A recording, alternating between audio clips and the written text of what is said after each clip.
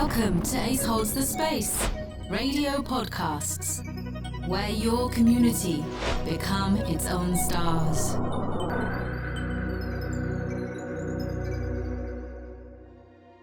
Please be aware, our speakers do cover sensitive topics. Some of these will include discrimination, domestic abuse, and bereavement. Amplify your voice with Sunrise Diversity Podcasts. Brought to you by Ace Holds the Space. Embracing equity and difference, challenging discrimination, and changing attitudes. The Sunrise on Diversity. Diversity. Diversity. Diversity. Diversidad. Diversity. Isn't it wonderful? Absolute quiet. Give it time, it will change. Well, the silence has been nice because it's quite golden, isn't it? Because today has been really quite a busy day. And everybody's been flying around the Sunrise Diversity event, and it's been an interesting time, and there's been some powerful speakers as well so far. I'm very, very pleased to be here and honoured to invite you. Your name is Julie Adnams Hatch. Yes. I hear. Yes. Well done. And you've created quite a little bustle around you because you sound like a very interesting woman, and you can hold a lot of space, can't you? That's what it feels like to me, that you've got this kind of way about you and an attraction that people can just feel that they can speak to you. Yes. Fabulous. Yeah. Well, would you mind sharing a little bit more of Julie out in the ether of outside of this event, so that people who are listening to this podcast and are interested in Sunrise Diversity and International Women's Day today get an idea of what the day has been about and about yourself as well. I'm very keen to hear you. Very pleased to. Okay, so thank you, everybody. Right, Julie Adnams Hatch. I'm chair of a National Disability Association. I'm part of a cross-party Westminster think tank where we are endeavouring to improve disability representation in Parliament. I'm an independent advisor to Devon and Cornwall Police, with a lot of attention on keeping women and children safe and also hate crime.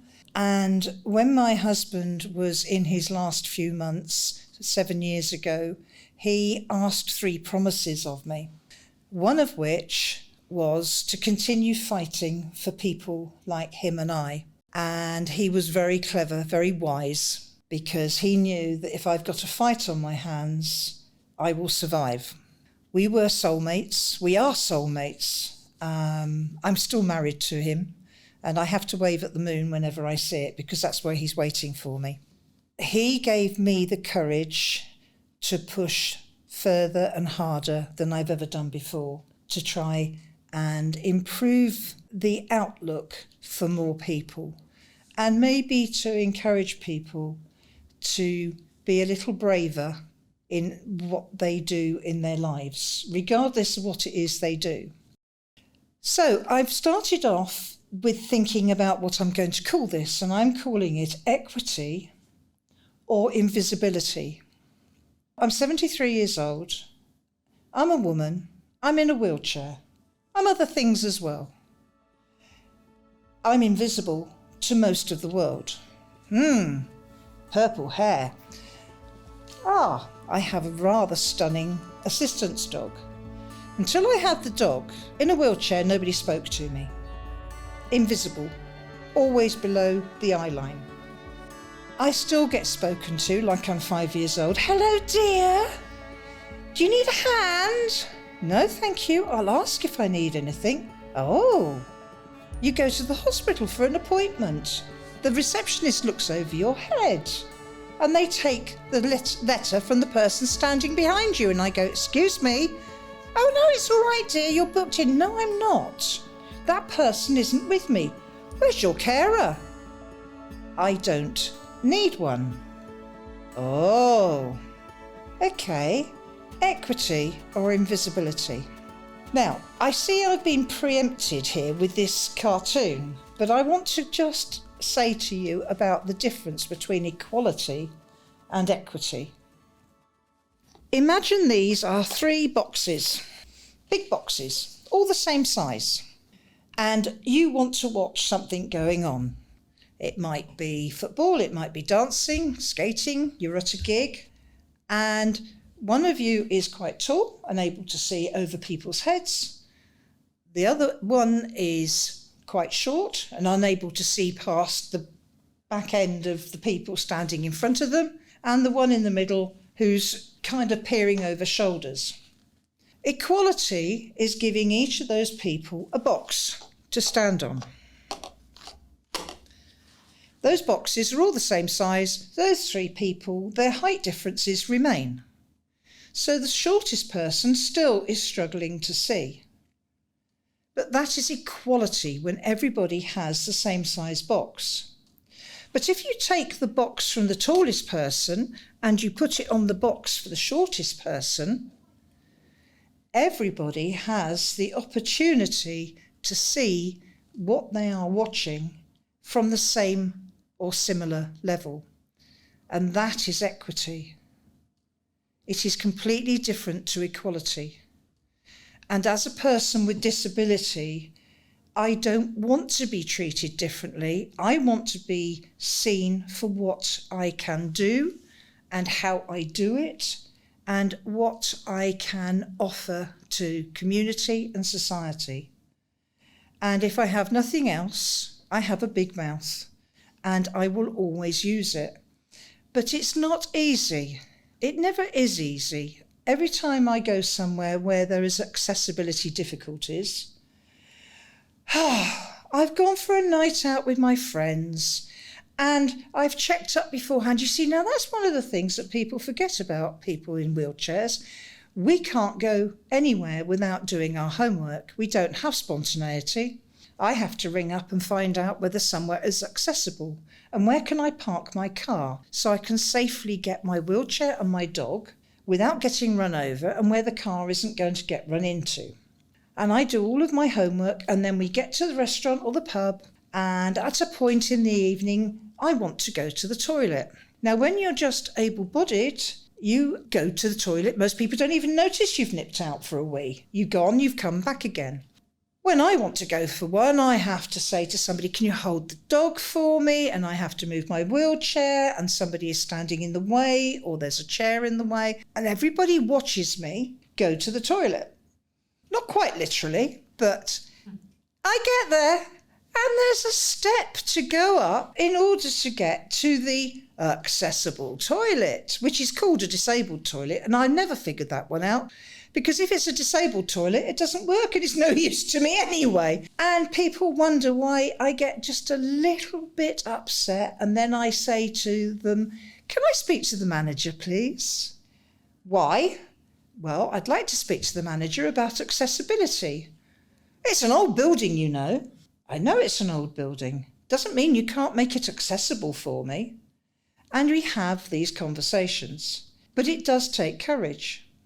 One of the jobs my amazing dog does for me, and you can all be aghast, but I'm actually agoraphobic, which means going out of my front door is incredibly difficult. And 2 years of pandemic, I was on holiday. I didn't have to do that battle because I couldn't go out. It was really, really good for me. And my GP said, oh, Julie, I'm so worried about you when we can start going out. You're not going to get out of that door, are you? I hope I will. But of course, I have my amazing assistance dog. And when I have her by my side, my job is to make sure she's okay. Her job is to look after me. We look after each other. She takes me out of the front door. And whenever I'm going somewhere that is completely new, I'm a complete wreck before I leave home. I can be all dolled up to the nines, ready to go to the mayor's ball, and I have a panic attack. Oh, it's lovely. All my makeup's run down my face, my beautifully coiffured hair. It's wet and hanging, and my clothes are sticking to me, and I think, oh, why am I bothering to go? Because you promised, and because you're going with other people, and because if you don't go this time, you won't go next time. It doesn't make me clever, better than anybody else, anything like that. It's just what my life is. And my life has become one of problem solving. I solve problems for me on a daily basis, and I try and solve problems for other people on a daily basis. Because to me, that's the importance. It doesn't matter what the difficulties are that you have. There will always be somebody who has different difficulties. And I won't say worse difficulties. Our problems are our own. I actually have people say to me quite often, I'm so sorry you're in a wheelchair. I'm not. I'm really glad I've got a wheelchair. I've got freedom. I've got independence because I can go where I want to go. I can't always go to every place I want to go to, but then that's another campaign for me. Oi, you're not accessible. What are you going to do about it? And I have now something of a reputation when people hear the name Adnams Hatch and they go, oh, we better talk to her because she won't go away, will she? No, I won't, because it's important to me that you put something right, because that makes it better for other people. It makes it better for me too, but it makes it better for everybody. And that's what's so important about understanding equity, because we've all of us got so much to offer, and every one of us has got a sore spot. And I don't know if you understand about sore spots, but I always say they sit about there, okay? My sore spot is people who think their premises are accessible and they're not. Yeah. And it's like the water torture. And I've got a hole there. And I tell the police this as well, because I always say that when you get abuse all the time, and the police do get abuse all the time, there will be a trigger point. For everybody, there is a trigger point.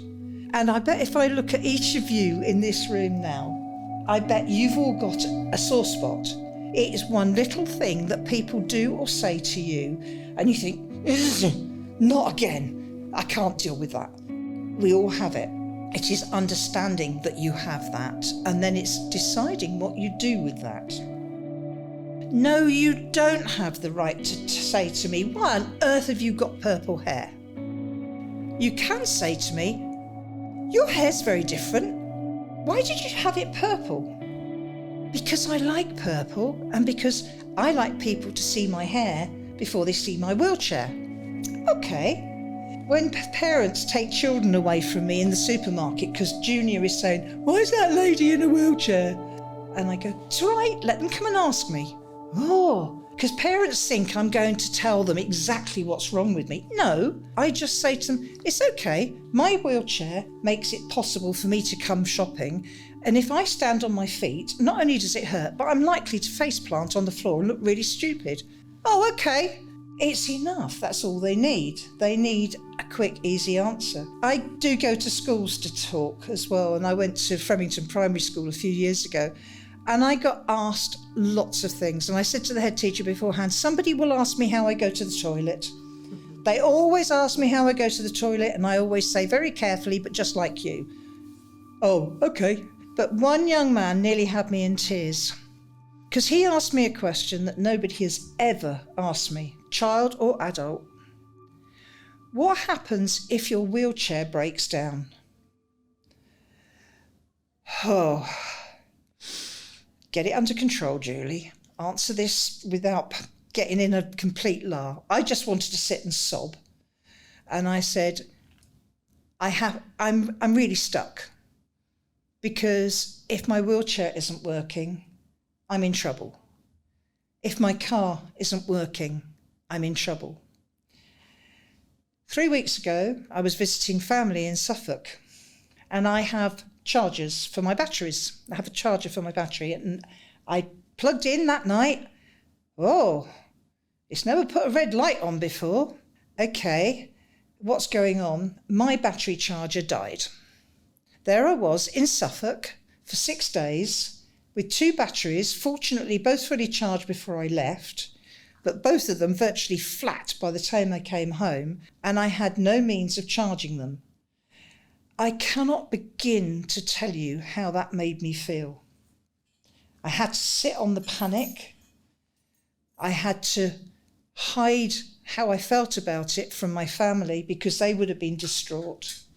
And I got home and we thrashed around until we resolved the problem. So now I have 2 battery chargers because when I'm away, I've got backup.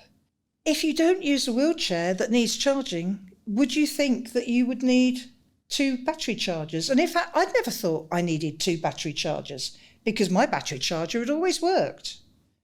But is this problem solving and panic and courage and keep moving forward? And I'm going to give you a bottom line and then please ask me some questions. But my mantra, well, I have 2 mantras. I don't mind showing you. I have a tattoo of a bumblebee. And the bumblebee is my tagline. Don't tell me I can't fly. Because bumblebees are not supposed to be able to fly, but they do. So don't tell me I can't. The other tagline is, don't assume, just ask.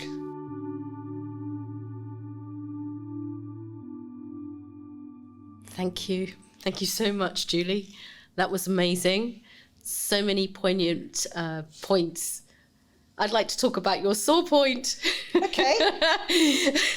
And it is like that little trigger, isn't it? The way that you have visualised for us so that we can picture and really get the concept of what equity is. And your story just backs that up. Yeah, it really was a very clear message. And thank you so much. Thank you for doing that. And something else that jumped out at me was this assumption, the ideas of assumption, that we can assume that somebody is in a particular place and actually, like yourself, I don't need any help, I'm independent. And maybe another person in a situation similar might not be like you are. Yeah.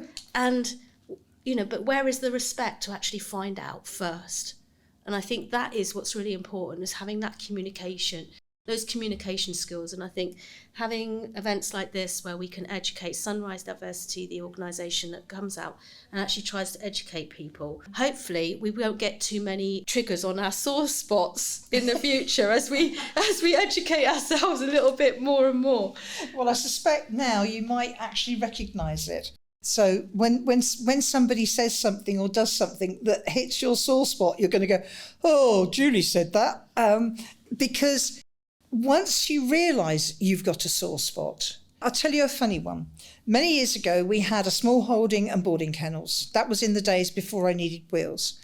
My brother-in-law used to come for the weekend periodically, drive up from Reading.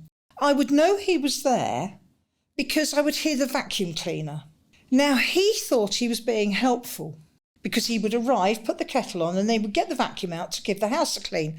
What he didn't know was it absolutely destroyed me every time, because to me, he was telling me I was a useless housewife. And I was offended and mortified that he thought my house was dirty. It was a house full of children and full of animals. Yeah, it probably wasn't beautifully clean, but it was a pretty happy place. So that's a sore spot. Okay, I know that we've got company here. We've got a few people in the room that have been listening to this podcast. And you mentioned that you would take questions, but also it's a space where people can maybe speak from their own personal experience. If anybody's got anything to say, and if anybody wants to say anything. Hi, Julie. Thanks for that. Absolutely brilliant presentation. I just wanted to talk about invisible disabilities, or if you had any comments on that. I've got a few friends who've got invisible disabilities, one of them being, I know we all have this, but quite severe mental health issues, for example, and they can't do things. It debilitates them from going anywhere or doing anything. I just wanted, if you had any thoughts or comments on that. I'm sure you do. I do, yes. And very often the people with visible disabilities have also got invisible disabilities. Invisible disabilities, society almost requires us to walk around with a tattoo saying, I have an invisible disability, because people are incapable of just putting their radar on and realising that somebody has an additional need. And there's been the sunflower lanyards as a means of identifying people with autism and any invisible difficulties and having additional needs. And sadly, it went against the people needing that support, because people then saw those lanyards as a means to go and attack those people, verbally or physically, because it made your vulnerability visible. The same as my wheelchair is visible of my disability. So it's really, really difficult for anyone with additional needs, and if they are hidden. And I always say, people see anybody with an obvious disability, that none of us go through life without mental health issues, even if it's only frustration at what we can't do. But there are so many layers to all of the difficulties that anybody has. And again, going back to the sore spot also belongs within the invisible disabilities, probably more so. Well, why can't you keep up? Well, I don't want to tell you that I've got a heart condition, or I have a lung problem, or that because I have a congenital defect in my leg that you can't see, walking is painful. Well, why can't you just run up the stairs?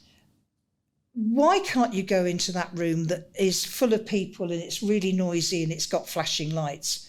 Because if I go into that room, I'm going to freak, and then you'll think I'm completely nuts. You know, and it's those perceptions always. So it's a really difficult area. And again, it comes down to courage and strength to be able to say to people sometimes, excuse me, I really want to join in with what you're doing, but I have some limitations. I'd rather not tell you what they are, but will you support me?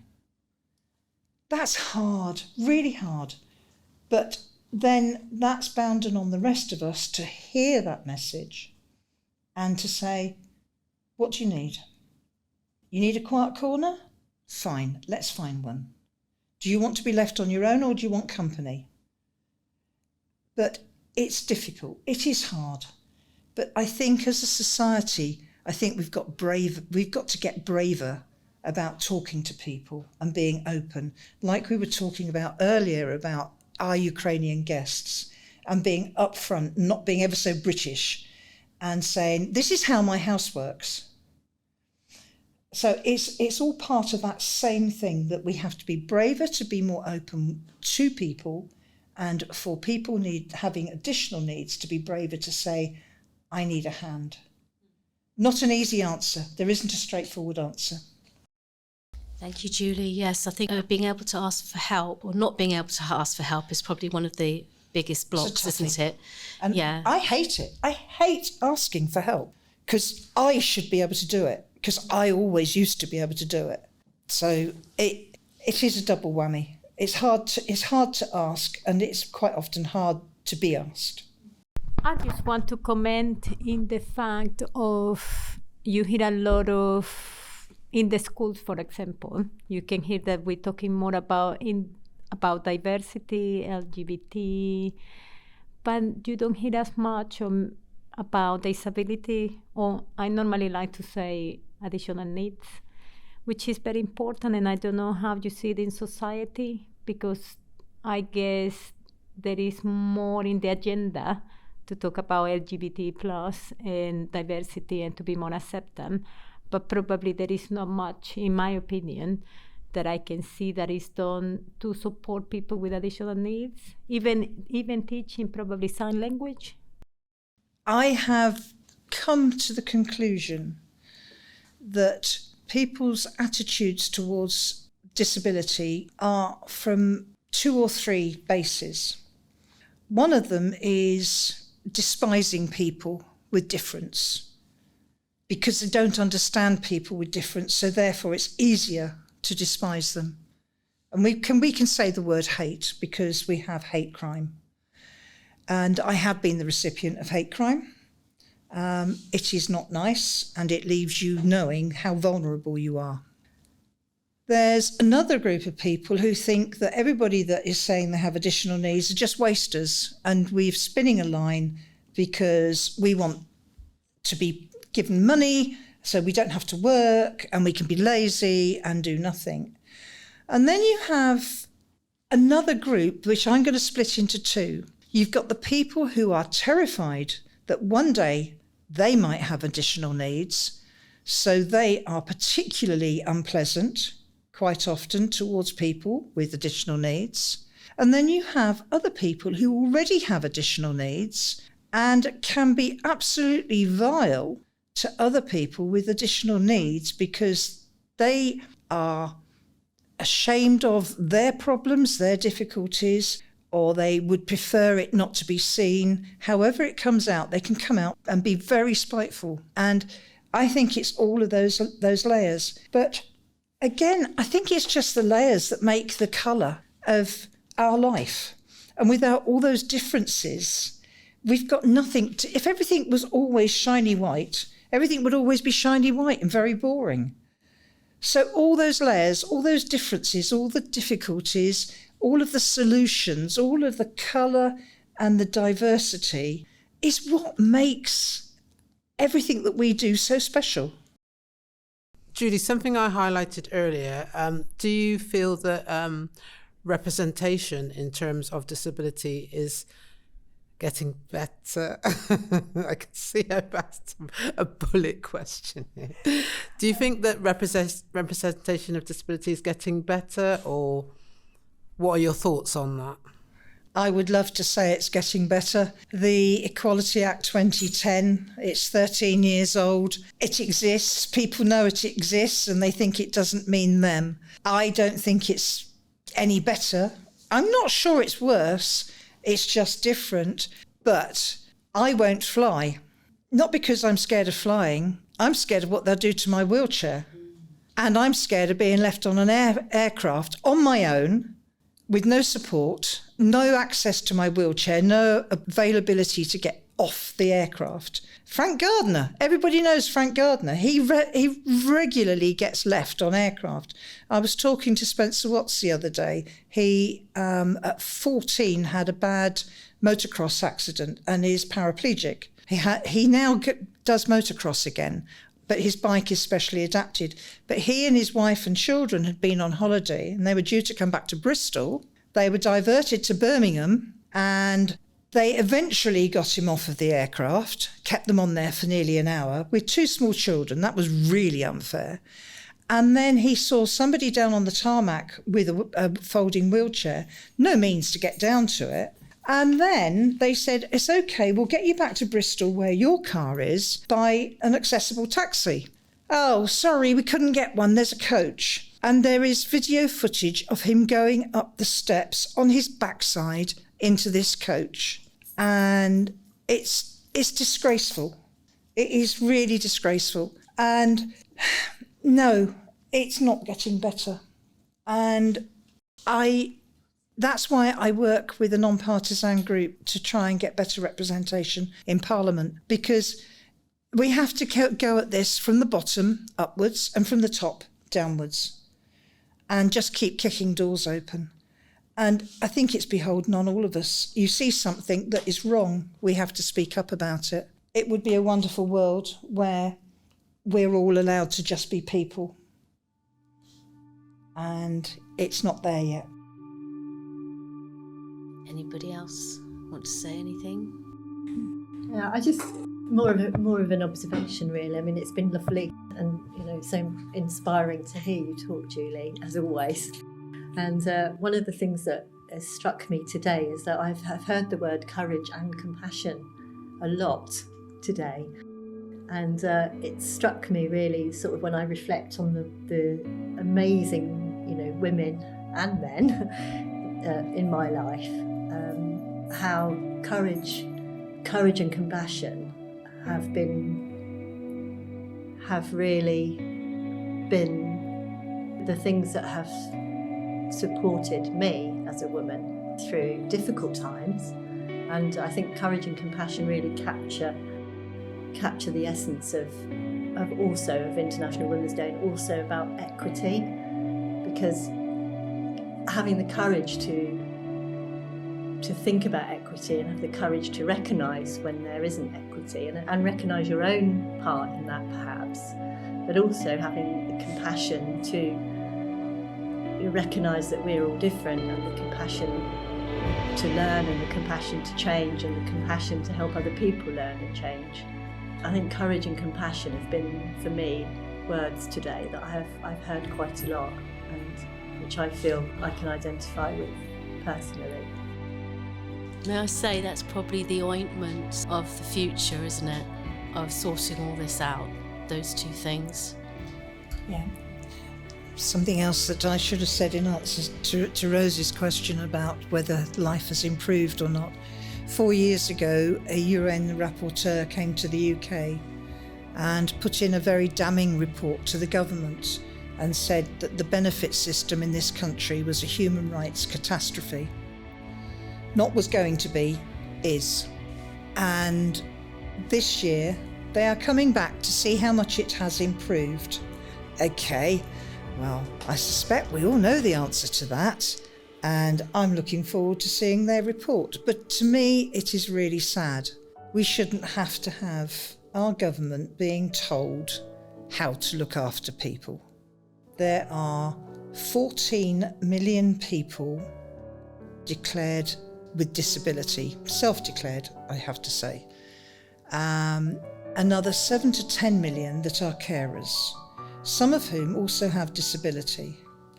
That's 20% of the population of this country.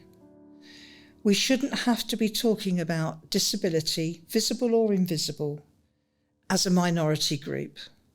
We are a key part of this country with a huge amount to offer and to share and to be valued for what we can bring to the table, and to be allowed to work and supported to work, or to not be pilloried for not being able to work.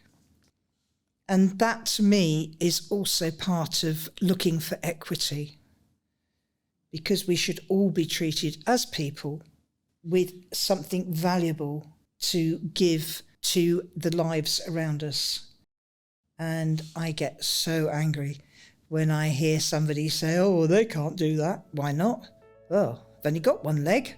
Well, they've got another one. What are you on about? And when we have problems with again, we go back to wheelchairs. They are now known as a prosthetic appliance. They're not a wheelchair. They're made to measure for us. So when you get it smashed up on an aircraft and they say, it's all right, the insurance will get you another one. No, it won't, because it will be one off the shelf and it's not suitable for us. So it's equity. What we need to be able to live our lives and to achieve and to give back to our families and to our local communities, that's equity. I don't want equality. I've never had equality as a woman. I mean, don't even take me there. It's so important is to remember that whole ethos that everybody has something to offer and something to contribute. It's so important. Thank you, Julie. Okay, now we've got someone else that would like to speak as well. Thank you. Yeah, it's just interesting, Julie, what you were saying about how now 20% of the population is, will have some kind of additional needs or will be a carer involved in that. So when we talk about the differences between equality and equity, and you hear some people maybe having the view that, oh, if I can do this, why can't everyone else? Or it's kind of your problem that you can't do it. But realistically, 1 out of 5 people can do these things. They just need different stepping stones to be able to get to the same point. And it's unreasonable to think just to give everyone the same things and then, everyone should be able to achieve the same thing with the same equipment. But if you look at that doesn't really make any sense, and equality is never going to get us very far because everyone has unique needs, and to see that as a disadvantage or something that's someone's fault if they can't get there just doesn't make any sense, because most people are capable achieving the same things if they're given the correct equipment to get there, but it just might look different for different people, and just appreciating that doesn't mean that they're less able or not as clever or resourceful or lazy or whatever to be able to not achieve it in the same way that someone else might be able to achieve it. It doesn't mean it's not possible, and that we shouldn't as a society be giving everyone the chance to get there and giving them exactly what they need to be able to get there as well. Yeah. A quick, easy illustration of that. You don't use a hammer to put a screw into a piece of wood. Julie, I just wanted to go back to something that you said earlier about standards. So one of the things close to my heart is that society has a standard of what a person, male or female, should look like. So as soon as they see your skin colour, or you're a wheelchair user, you're a young person, you're an older person, there's this standard of what society's expectations of you, and that's kind of like really close to my heart at the moment, because I'm in my what I like to call autumn years now, and I'm loving it, but I'm very aware of what's gone before me and what's to come. But society has an expectation of what they think is a standard, and then that's probably a lot of the reason why we all get compartmentalized. So yeah, I just wondered if you had any thoughts or comments on that. I have plenty of thoughts, and the comments that I might make I won't put on here, because I really resent the assumption that the moment that you are declared to be elderly, and I am officially elderly, I'm still about 20 in my head. I refuse to grow up. My husband used to call us recycled teenagers, only twice as much trouble. I loved being in my 50s. I was terrified of turning 60, and now I'm 73. I actually don't care. And I don't mind what I say to whom, because I've got nothing to lose. I've had the biggest loss in my life, and that was losing my David. Nothing else can touch me the same as that. So there is only one direction, and that's forward, onward, and being an immovable object. Other people's perceptions of me, that's their problem. It's not mine. And I think it is one of the single most important messages, especially to put over to our younger people, is stop trying to be what you think everybody else says you should be and what the media shows you should be. Be who you are. Be who you want to be. Provided you do no harm to anybody else, it doesn't matter what other people's expectations are of you. Your life is yours to live. Mine has been amazing. We haven't got time for me to tell you all of the things I've done in my life. And I still have a very, very long list. And in fact, I will be expecting to get my birthday card from King William for my 100th birthday. And I will still be campaigning because I've got too much to do. I haven't got time to die. So I'm going to be around for a lot longer, and I'm going to annoy a lot more people. But this expectation of aging, in many cultures, the elders of the family are respected because you have a lived life. You have loved, you have hated, you have worked, you have slept. You have learnt, you have experience, and that's valuable. To put that in the bin is such a waste. Here we are talking about recycling all the time. We should be recycling the experience and the knowledge of the people who've already lived for many, many years. And it is so important. One of the Ukrainians that was over earlier last year was working in a care home. And she came home one day and she said to me, Julie, why do people put their old folk into a home? And I said, I can't really nicely answer that. There are some cases where it is unavoidable, But it is far too common in this country for us to not be able or willing to look after our older people. Sometimes able and willing is a very smudgy area. I think it's sometimes too easy to say, do you know, I can't manage this anymore. But we equally need to put the support in for families that need to not have a phone going off in their pocket. We need to support people. I was 25 years my husband's carer. The isolation that can happen with that, I had to fight the isolation. You fight the losing of friends. We lost our 3 sons over my husband's health because they couldn't deal with it and they ran away. I don't mean literally run away from home, they were already adults. And there's 2 grandchildren there that never knew their grandfather. And that's their loss. And I cannot break my heart over that because I have family that have chosen me. It is their choice. But it is difficult. It's difficult for everybody to understand how to not be afraid of seeing people unwell, not be afraid of seeing people becoming elderly, and that devastating difficulty of seeing somebody with a dementia losing the person that you know and love so well. My husband had a brain tumour, and so the person that I loved and lived with for the last 25 years of his life was not the man I married, but he was the man that I loved and who loved me. And that was my desperation not to lose him, not to lose that person. And the longer he lived, the more intense our loving of each other became. And I wasn't afraid of that difference. And he used to be so upset and say, I'm such a burden, you're so tired. And say, hang on a minute, if I was the one in need at the moment, what would you be doing? Well, I'd be looking after you. Well, shut up then and just get over it. Oh, okay. And I used to say awful things to him like, it's all right, once you're dead, I'll have a lot of time to sleep. And he used to just laugh at me because that was how we dealt with it.